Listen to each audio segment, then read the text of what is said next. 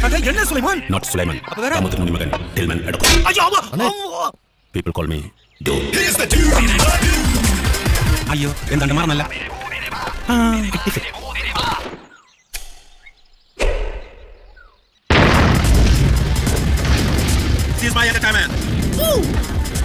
ചേട്ടായി ഇത് കൈക്കുലയെ സ്വീകരിച്ച് എന്നെ രക്ഷിക്കണം.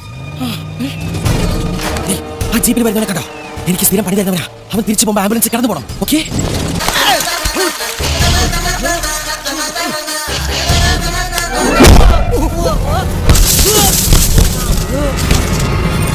അതുകൊണ്ടാണ് ഞാൻ നിന്നെ കൊല്ലാതെ വിടുന്നത്.